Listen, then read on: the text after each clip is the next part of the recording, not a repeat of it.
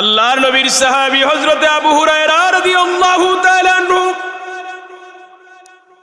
কালেমা পড়ে মুসলমান হওয়ার কারণে উনার মা উনার শরীরের উপর আঘাত করলেন, উনারে মারলেন। মা সন্তানরে মারছেন, কোনো উত্তর না দিয়ে দৌড় দিয়ে গেলেন নবীজির কাছে, গিয়ে বলেন, ইয়া রাসূলুল্লাহ, ইয়া হাবিবাল্লাহ, গো মায়ার নবী, আমার মা আমারে মেরেছে। রাহমাতাল লিল আলামিন বলেন, আপনার মা তোমারে মারছে, এখানে আমি কি করব?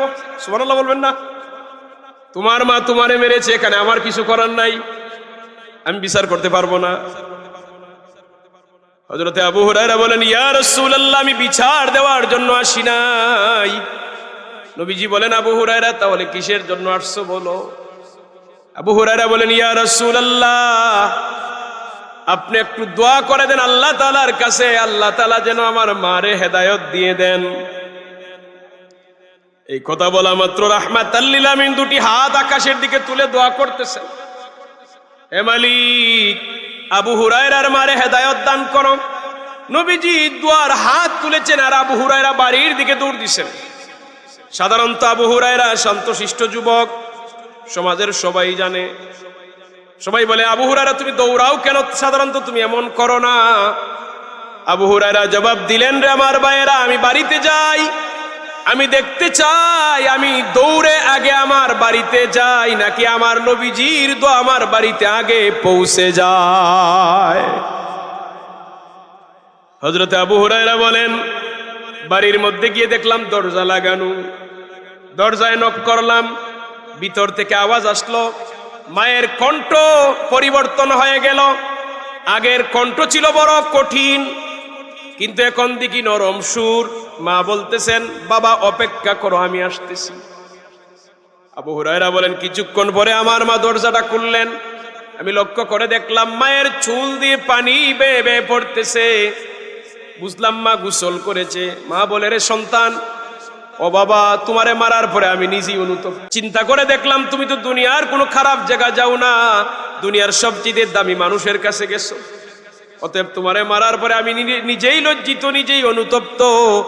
আর দেরি নয়, আমি গোসল করেছি, জলদি করে আমাকে নিয়ে চলো, আমি ওই নবীর দরবারে যেতে চাই, আমিও কালেমা পড়ে মুসলমান হয়ে যাব।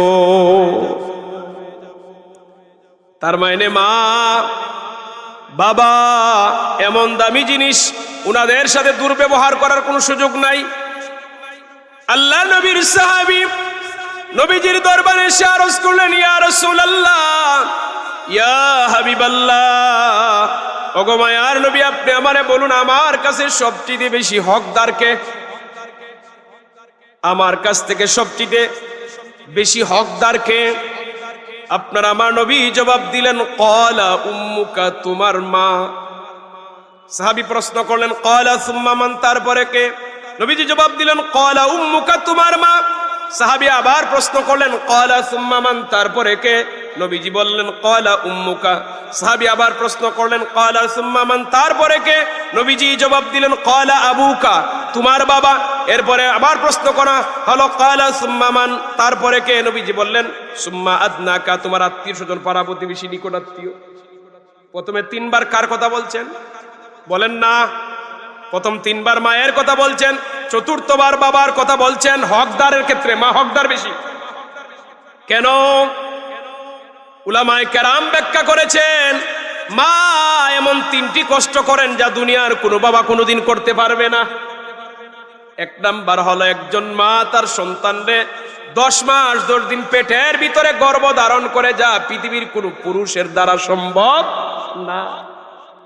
দ্বিতীয় নাম্বার, মা যেই দিন বাচ্চা জন্ম দেয়, পৃথিবীতে প্রসব করে, ওই দিন একজন মা জিহাদের ময়দানের মতো, শহীদের মতো রক্তাক্ত হয়, বেহুশ হয়। সন্তান পৃথিবীতে আগমন করে, মা মারাও যাইতে পারে, বাঁচতেও পারে। এমন কষ্ট পৃথিবীর কোনো পুরুষের দ্বারা সম্ভব না। 3 নাম্বার, পৃথিবীতে সন্তান আসার পরে প্রথম 2 বছর মা 2টা বছর সন্তানরে দুধ পান করায়। এত সতর্কতা অবলম্বন করে মা গোসল করে সাথে সাথে বাচ্চারে দুধ দেয় না, যদি বাচ্চার ঠান্ডা লেগে যায়।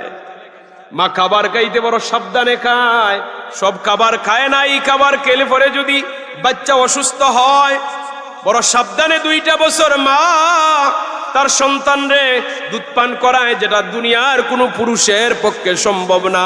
এই 3টি কষ্টের কারণে আল্লাহর নবী মায়ের প্রথম 3 বার অধিকারের কথা বলছেন, 4বার বাবার কথা বলছেন। তবে একটা বিষয় মনে রাখতে হবে, মায়ের অধিকার বেশি, বাবার কিন্তু মর্যাদা বেশি। আবারও বলি, মার অধিকার বেশি, বাবার মর্যাদা বেশি। মার অধিকার বেশি, বাবার মর্যাদা বেশি। দুইজনকে আল্লাহর নবী 2 দিকে সম্মান দিলেন। বলেন, মার অধিকার বেশি, বাবার মর্যাদা বেশি। সম্মানিত হাজিরিন, মা বাবাকে কেমন সম্মান করতে হয়? আপনার আমার নবী যদি উনার মা বাবারে পাইতেন, আপনার আমার নবীজি নবীজি পৃথিবীতে আসার আগে উনার আব্বা জান দুনিয়ার সফর শেষ করে ফেলছেন, বাবার চেহারা দেখার সুযোগ হয় নাই। যদি বাবারে পাইতেন, কিভাবে সম্মান করা লাগে নবীজি বাস্তবে দেখিয়ে দিতে পারতেন। কিন্তু উনার মারে কিছুদিন পেয়েছেন, ঠিক না? 6 বৎসর পর্যন্ত। আপনার আমার নবী একদিন মসজিদে নববীর ভিতরে সাহাবায়ে কেরামদের নিয়ে আলোচনার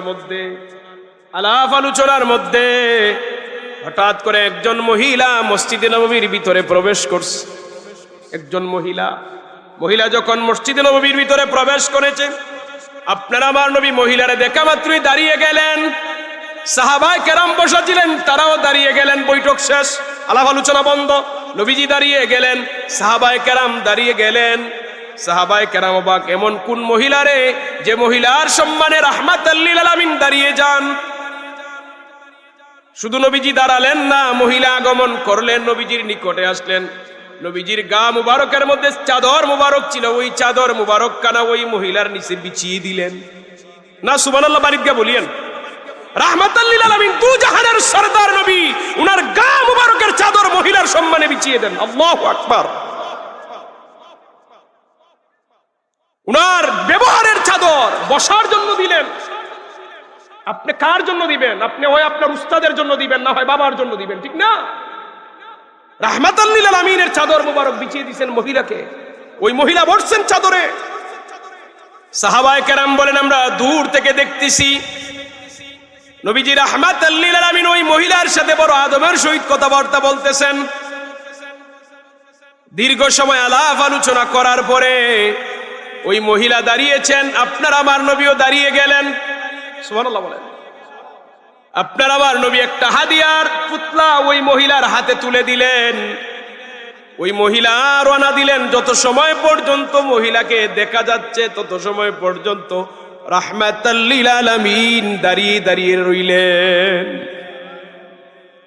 সাহাবায়ে কেরাম বলেন, ইয়া রাসূলুল্লাহ, ইয়া হাবিবাল্লাহ, ওগো মায়ার নবী, আপনি আমাদেরকে বলুন এমন কোন মহিলা যেই মহিলার জন্য দিনের নবীর চাদর মুবারক বিছিয়ে দেওয়া হয়।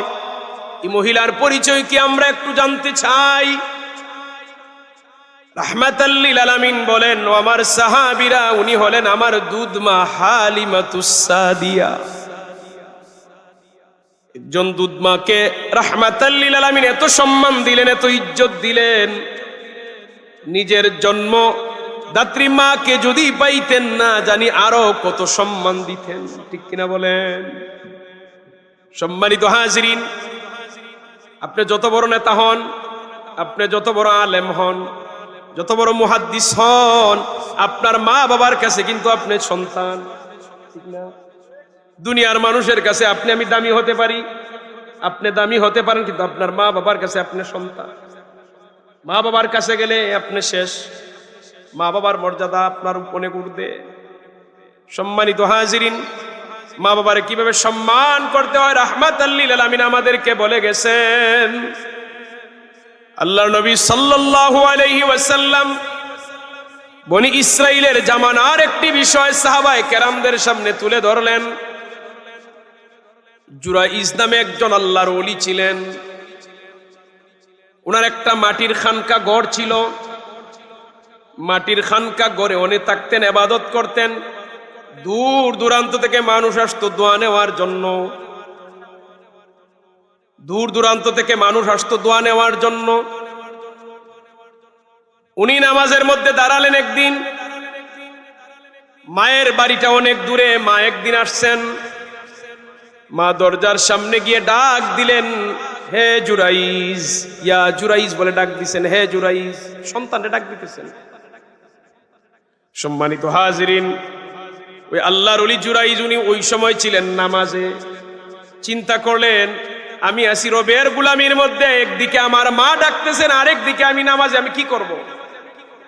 অবশেষে সিদ্ধান্ত নিলেন, না, নামাজে আসি, আগে নামাজ পড়তে হবে, নামাজের পরে মায়ের ডাকে সাড়া দিব। উনি নামাজে রইলেন। নামাজ শেষ করে এইদিকে মা সন্তানরে ডাকার পরে সন্তান যখন জবাব দেয় না, মায়ের মনে কষ্ট লাগলো। হয়তো সন্তান বড় হয়ে গেছে, এই জন্য আমার ডাকে পাত্তা দিতেছে না, গুরুত্ব দিতেছে না। মা সন্তানরে ডেকে রওনা দিয়ে দিলেন, আর একটা বদদুয়া দিয়ে দিলেন, আল্লাহ যেন তোরকে জেনাকারীর মুখ না দিকে মৃত্যু দেয়। এরকম একটা বদদুয়া দিয়েছেন।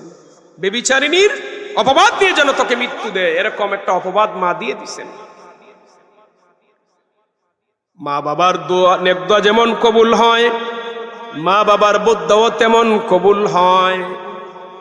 মা বদদুয়া দিয়ে চলে গেছেন। আল্লাহর ওলি জুরাইজ নামাজ শেষ করার পরে ঘর থেকে বের হয়ে দেখেন মা নাই। বাড়ির উদ্দেশ্যে রওনা। বাড়িতে এসে বলেন, মা, আপনি আমারে ডাক দিয়েছিলেন, আমি তো ঘরের ভিতরে নামাজে ছিলাম, এই জন্য আপনার ডাকে সাড়া দিতে পারি নাই। মা বলেন, রে বাবা, আমি তো মনে করেছিলাম তুমি ইচ্ছাকৃতভাবে জবাব দেও নাই, এই জন্য তো আমি তোমারে বদদুয়া দিয়ে দিছি। মার এখন দরদ লাগছে সন্তানের প্রতি। আগে না বুঝে বদদুয়া দিয়ে দিছেন, এখন দরদ লাগছে। হ্যাঁ, আমার সন্তান তো নামাজে ছিল। মা সাথে সাথে আকাশের দিকে দুটি হাত তুলে দোয়া করলেন, আল্লাহ, তুমি আমার সন্তানকে রক্ষা করিও। সুবহানাল্লাহ। মায়ের আগের বদদুয়াও কবুল, এখন যে নেক দোয়া করেছেন এটাও কবুল। দুইটাই কবুল হইছে, দুইটাই কবুল। কিছুদিন পরে ওই এলাকার একজন জেনাকারী মহিলা,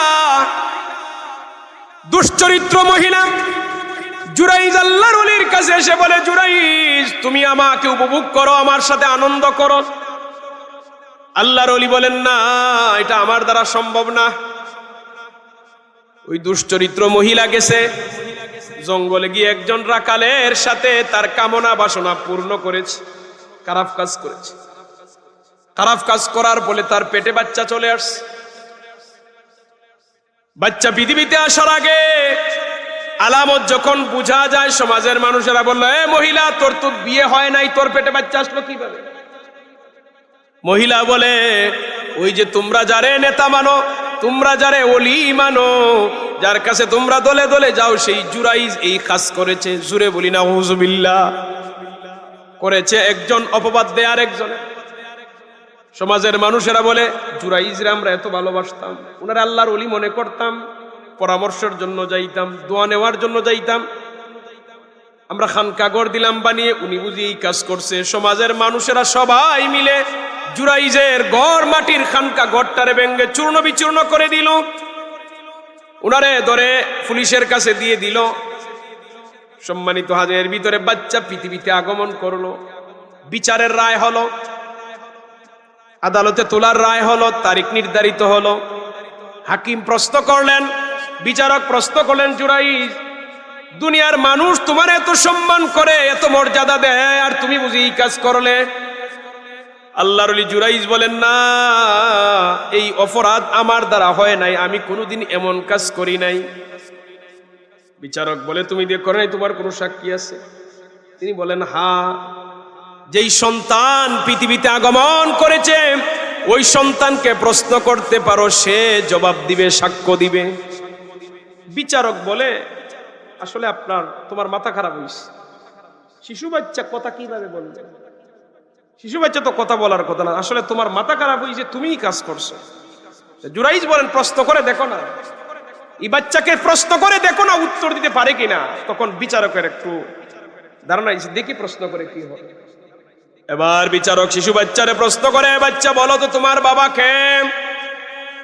মহান রব্বুল আলামিন ওই বাচ্চার জবানটা খুলে দিলেন। সুবহানাল্লাহ।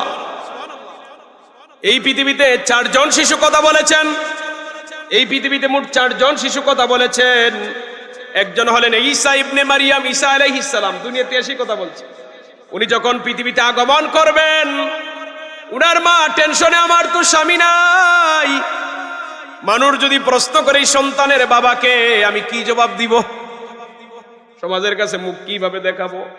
আল্লাহ তাআলা ঈসা আলাইহিস সালামের জবান খুলে দিয়েছেন। ঈসা নবী বলেন, মা, আমার পরিচয় নিয়ে আপনার টেনশনের দরকার নাই। মানুষ যদি প্রশ্ন করে, আমার জবাব আমিই দেব। ঈসা আলাইহিস সালাম শিশু অবস্থায় কথা বলেছেন। 2 নম্বরে আল্লাহ নবী ইউসুফ আলাইহিস সালাম জুলাইখা যখন বন্দী করেছিল, উনার সাথে কামনা বাসনা পূর্ণ করার চেষ্টা করেছিল। যখন আজিজে মিশর বিচারের জন্য 2 জনকে মুখোমুখি করলেন, ইউসুফ আলাইহিস সালামকে যখন প্রশ্ন করলেন, তোমার কোনো সাক্ষী আছে কিনা? বললেন, তো আমি জানি না। তখন ওই রাজপ্রাসাদের মধ্যে একজন মহিলার কোলে দুধের শিশু ছিল। ওই শিশুর জবান আল্লাহ খুলে দিয়েছিলেন। ওই শিশুর জবান বন্দির কারণে ইউসুফ আলাইহিস সালাম মিথ্যা অপবাদ থেকে রক্ষা পেয়েছিলেন। 3 নম্বর, আসহাবুল উখদুদ নামে একটি ঘটনা আছে। এটা হলো পারস্যের। ওই জায়গায় একজন মহিলা, আসহাবুল উখদুদ বলতে মিশরের, পারস্যের বর্তমান যে ইরান রাষ্ট্র, জালিম বাদশা ছিল ওই সময়ের। জালিম বাদশা ইমানদারদেরকে আগুনের মধ্যে ফেলে হত্যা করেছিল। একজন মহিলার কোলে ছিল দুধের শিশু। মা চিন্তা করলেন, আমি যদি আগুনে ঝাঁপ দেই আমি মারা যাব। আমার জীবন নিয়ে টেনশন নাই, কিন্তু আমার বাচ্চা মারা যাবে, মা হয়ে সহ্য করতে পারতেছি না। সুবহানাল্লাহ বলেন। মার কথা হলো, আমি মারা যাই আপত্তি নাই, কিন্তু আমার সন্তান মারা যাবে, আমি কিভাবে সহ্য করব? আল্লাহ রাব্বুল আলামিন ওই সন্তানের জবান খুলে দিয়েছিলেন, মা, আপনি আমাকে নিয়ে টেনশন করতে হবে না, আগুনে ঝাঁপ দেন, আমারে কুলে নিয়ে আগুনে ঝাঁপ দেন। আগুনে ঝাঁপ দিতে দেরি হবে, আল্লাহর জান্নাতে প্রবেশ করতে দেরি হবে না। গেল 3 জন। 4র্থ নাম্বার, ওই জুরাইজ আল্লাহর ওলি, উনি যখন বললেন শিশু বাচ্চারে প্রশ্ন করো, হাকিম এবার প্রশ্ন করে, এ বাচ্চা বলো তো তোমার বাবা কে? মহান রব্বুল আলামিন ওই বাচ্চার জবান খুলে দিলেন। বাচ্চা জবাবে বলে, ওই জুরাইজ আমার বাবা নয়, আমার বাবা হলো অমুক জঙ্গলের একজন রাখাল। সুবহানাল্লাহ। হাকিম তালাশ দিয়ে দিলেন। যারা উনার মাটির খানকাঘর ভেঙ্গেছিল, উনারে গালি গালাজ করেছিল, উনারে আঘাত করেছিল, সবাই মিলে বলে, হুজুর আমরা ভুল করেছি, আমাদেরকে ক্ষমা করে দেন, আমাদেরকে মাফ করে দেন, না বুঝেই কাজ করেছি।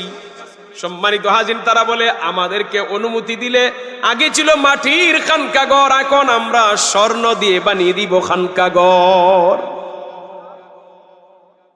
মুফাসসিরিন মুহাদ্দিসিন কেরাম হাদিসের ব্যাখ্যা বলছেন, ওই জামানায় স্বর্ণ তো ইজি ছিল, সারা স্বর্ণ দিয়ে বানাইছে। কেউ বলছেন, উনি বলছেন, না আমার লাগবে না, বানানোর প্রয়োজনও পড়ে নাই। এই যে প্রথমে মা বদদুয়া দিয়েছিলেন, বদদুয়ার জন্য উনি অপমানিত হলেন। আবার যখন মা নেক দোয়া করেছেন, আল্লাহ আমার সন্তানকে রক্ষা করিও, মার দোয়া কবুল, শিশুর জবান খুলে দিয়ে আল্লাহ তাআলা উনারে রক্ষা করছেন, ইজ্জত আরো মর্যাদা বাড়াই দিয়েছেন। মা বাবার নেক দোয়া কবুল হয়, মা বাবার বদদুয়া কবুল হয়। 1টা 2টা দৃষ্টান্ত নয়, অসংখ্য দৃষ্টান্ত আছে।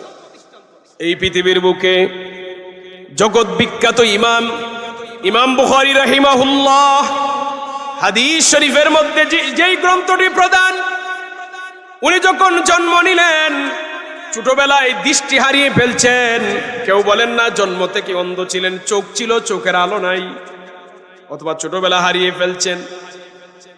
মার বড় ইচ্ছা, আমার সন্তানরা আল্লাহর নামে দিয়ে দিব, দিনের খেদমতে দিয়ে দিব। মা অনুমান করলেন, আন্দাজ করলেন, উনার সন্তানের চোখ আছে কিন্তু আলো নাই, সন্তান দুনিয়ার কোনো কিছু দেখে না। মা হয়ে উনি সেজদার মধ্যে পড়ে একাধারে সন্তানের জন্য কাঁদতে লাগলেন। রব্বুল আলামিন, আশা করেছি আমার সন্তানটাকে আমি দিনের জন্য দিব, ইসলামের জন্য দিব, দিনের খেদমত দিব, কিন্তু আমার সন্তান যদি চৌকে নাই দেখে সে দিনের কতটুকু খেদমতই করতে পারবে। এইভাবে ইমাম বুখারী রাহিমাহুল্লাহর মা একাধারে সেজদায় পড়ে কাঁদতে লাগলেন, তাসবিহ তাহলিল পড়তে লাগলেন, রোজা রাখতে লাগলেন, নফল ইবাদত করে আল্লাহর কাছে কান্নাকাটি করতে লাগলেন। উনি এমনও বলছেন, আল্লাহ দুনিয়ার ডাক্তার পারবে না, দুনিয়ার কোনো মানুষ পারবে না, ও মালিক তোমার দ্বারা অসম্ভব নয়, তুমি চাইলে পারো। মা সন্তানের জন্য অনেক দিন যাবত কাঁদতে কাঁদতে আল্লাহর কাছে দোয়া করতেছেন। একদিন রাতের বেলা উনি ঘুমের মধ্যে স্বপ্নে দেখেন হযরত ইব্রাহিম আলাইহিস সালাতু ওয়াস সালাম উনার ঘরে হাজির। সুবহানাল্লাহ, স্বপ্নে দেখলেন ইব্রাহিম নবী হাজির। ইব্রাহিম নবী এসে বলেন, আল্লাহর বান্দি, তুমি যে তোমার সন্তানের জন্য দোয়া করেছো, আল্লাহ দোয়া কবুল করে নিয়েছেন। সুবহানাল্লাহ, তোমার দোয়া আল্লাহ কবুল করে নিয়েছেন। তোমার সন্তান দিনের খেদমতে লাগবে, তোমার সন্তানের চোখের আলো আল্লাহ তাআলা ফিরিয়ে দিয়েছেন। উনি স্বপ্নে দেখছেন মার ঘুম ভেঙে গেছে। ঘুম থেকে উঠার পরে ইমাম বুখারী রাহিমাহুল্লাহ উনার মারে জড়িয়ে ধরে বলেন, মা এতদিন জানি আমি একটা অন্ধকার জগতে ছিলাম, কিছুই দেখতাম না, এখন তো আমি সব দেখতে পাই। মায়ের দা কবুল, মায়ের দা কবুল। ইমাম বুখারী রাহিমাহুল্লাহ চোখ ছিল না, চোখের আলো ছিল না, আলো ফেরত পাইছেন। জুরাইজ আল্লাহর ওলি মায়ের বদ্দায় অপমানিত হইছেন, মায়ের নেকদায় সম্মানিত হইছেন। এই পৃথিবীতে আল্লাহ নবী বলছেন 3 শ্রেণীর মানুষের দোয়া পর্দা থাকে না। সন্তানের জন্য মা বাবার দোয়া, তারপরে মাজলুমের দোয়া, 3 নাম্বার মুসাফিরের দোয়া। সন্তানের জন্য মা বাবার দোয়া কবুল। উলামায়ে কেরাম বলেছেন সন্তানের ক্ষেত্রে আমরা অনেক সময় বাবারে মনে করি দুর্বল, না, মায়ের ক্ষেত্রে বাবার দোয়া বেশি কবুল হয়। বাবারা মারা দায়িত্ব হলো সন্তানের জন্য বেশি বেশি দোয়া করা, বেশি বেশি দোয়া করা। ডং করেও সন্তানকে গালি না দেওয়া, বদদোয়া না দেওয়া। অনেক সময় আমরা কি করি, যেমন সন্তানেরা খুব বেশি দুষ্টামি করে, দুষ্টামি করতে গিয়ে মা বাবা বুদ্ধা দিয়ে দেয়, মানে একটা গালি দিয়ে দেয়, ডং করে। অনেক সময় এই দোয়া এটা কবুল হয়ে যায়, এই সন্তানের জীবন নষ্ট হয়ে যায়। আপনারা কাবাগরের একজন ইমামের জীবনী শুনছেন না? কালো রঙের একজন ইমাম ছিলেন। উনার মার বুদ্ধর কারণে ইমাম ছিলেন। উনার মার বুদ্ধর কারণে ইমাম ছিলেন। এত বেশি দুষ্টামি করতেন, খুব বেশি দুষ্টা ছিলেন। মা একদিন বুদ্ধা দিয়েছেন, আল্লাহ যেন তোরা কাবাগরের ইমাম বানায়। কেন মা এই কথা বলছেন যে ইমাম হইলে তুমি সোজা হয়ে যাবে। ইমাম সাহেব হইলে মানে এমনি মনে হয় চলাফেরা করা যাবে, খুব সাবধানে চলা লাগে, ঠিক না? ইমাম সাহেব হইলে সমাজের সব মানুষের নিয়ে চলা লাগে, খুব আদব, চরিত্রবান হওয়া লাগে, খুব মানে সাবধানে চলাফেরা করা লাগে। ইমাম সাহেব হইলে সোজা হয়ে যাবে। মা এটা আসলে ডং করে বলছিলেন, বুদ্ধ এটা কবুল হয়ে গেছে। উনি কাবাগরের ইমাম হইছেন, উনি নিজেই এটা বর্ণনা করছেন। সম্মানিত হাজিরিন, তো সন্তানেরা যদি দুষ্টামি করে, মা বাবার দায়িত্ব হলো কি জানেন, যে ভালো শব্দ উচ্চারণ করা। বিরক্ত হয়ে এমন কঠিন কথা বলবেন না, যদি আল্লাহ কবুল করে ফেলেন ভালোটা বলবেন। রাগ করে বলেন না আল্লাহ যেন তোর ডাক্তার বানাই দেয়, একথা বলেন। যদি কবুল হয়ে যায় ডাক্তার হয়ে যাবে। আপনি বলে দেন না আল্লাহ যেন তোর ইঞ্জিনিয়ার বানায়, তো কবুল যদি হয়ে যায় ইঞ্জিনিয়ার হয়ে যাবে। আপনি বদ্দুয়া রাগ করছেন, বলেন আল্লাহ যেন দুনিয়ার শ্রেষ্ঠ আলেম বানায়, কবুল হয়ে গেলে শ্রেষ্ঠ আলেম হয়ে যাবে। আপনি বিরক্ত করতেছে বারবার, আপনি বলেন না আল্লাহ যেন তোর কোরআনের হাফেজ বানায়, তোর যেন নামাজি বানায়। ভালো কথা বলবেন, কবুল হয়ে গেলে তার জীবনটা ধন্য হয়ে যাবে। কিন্তু আমরা তো দোয়া করি আল্লাহ তোরা ঠাড়া করে, তোর ঠাড়া করে, ফতেঘাটে গিয়ে মর, রাস্তায় গিয়ে মর। এই যে কথাগুলি যদি কবুল হয়ে যায় তার জীবনটা শেষ। উলামায়ে কেরাম বলছেন সন্তানেরা খুব বেশি দুষ্টামি করলে, কষ্ট দিলে পরে ভালো কথা বলবেন, ডং করেও, রাগ করে ডং, ভালো কথা বলবেন। এমনও হতে পারে কবুল হয়ে যায়, তাহলে ওই বাচ্চার জীবনটা ধন্য হয়ে যাবে। সম্মানিত হাজিরিন, এখানে আরেকটা হাদিস আছে, রিদার রব্বি ফি রিদাল ওয়ালাদ ওয়া সাখাতুর রব্বি ফি সাখাতিল ওয়ালিদ। বাবার সন্তুষ্টি, বাবার সন্তুষ্টিতে আল্লাহর সন্তুষ্টি, বাবার নাফরমানিতে আল্লাহ অসন্তুষ্টি।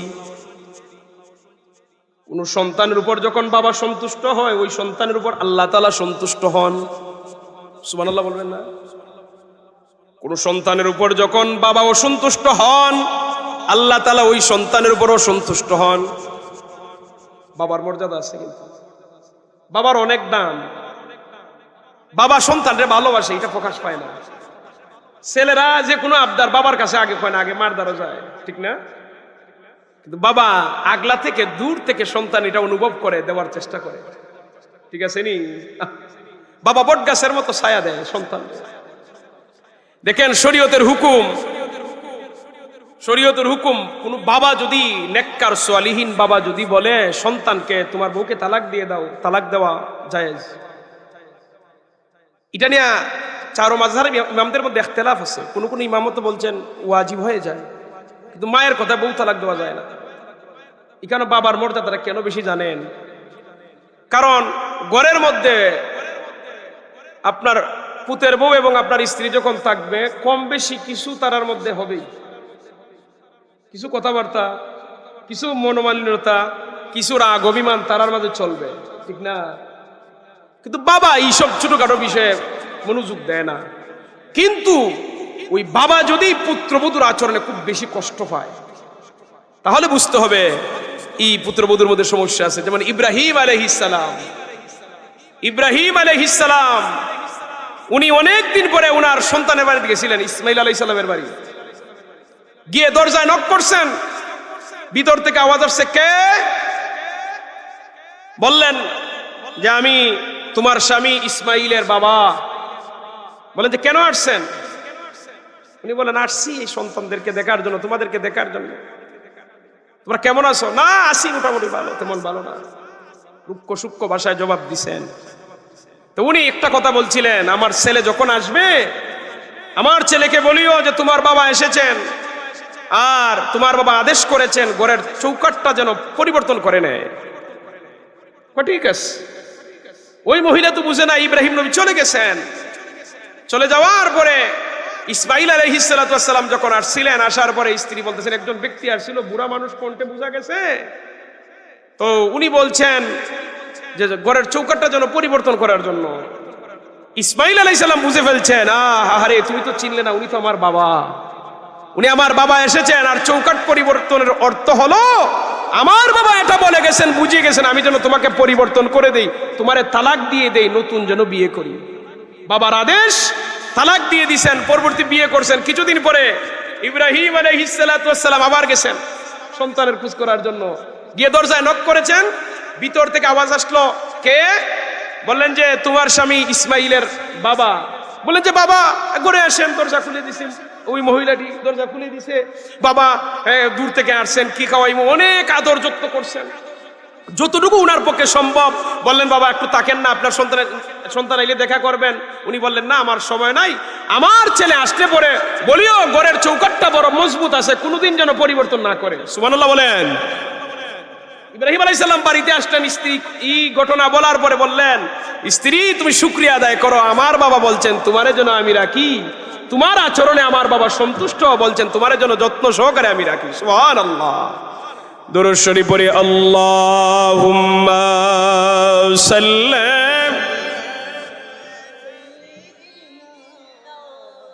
মাওলানা মুহাম্মাদ ওয়া আলা সাইয়্যিদিনা। সবাই জবান খুলে পড়ি, আল্লাহুম্মা সাল্লি মাওলানা মুহাম্মাদ ওয়া আলা মাওলানা।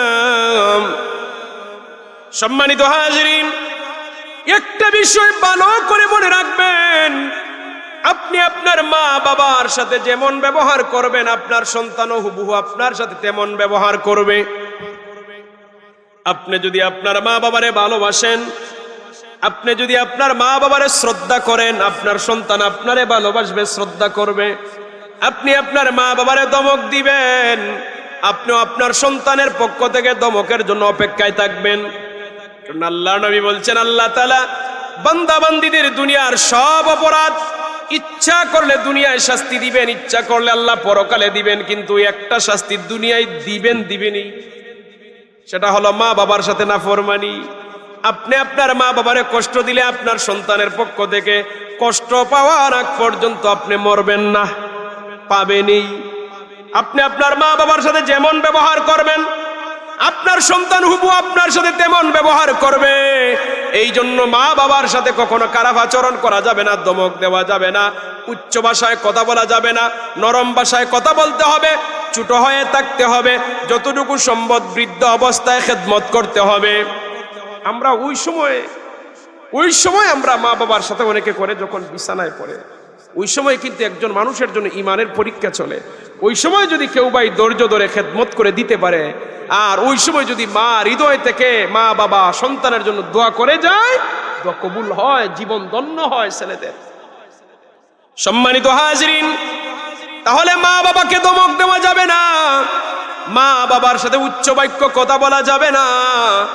মা বাবা যদি কাফেরও হয়, নবীর সাহাবায়ে কেরামদের জীবন থেকে জানলাম মা বাবার সাথে তারপর নরম ভাষায় কথাবার্তা বলতে হবে, মা বাবার হক আদায় করতে হবে। মা বাবা কাফের হলেও মা বাবার হক আদায় করতে হবে, মা বাবার সেবা করতে হবে যতটুকু সম্ভব।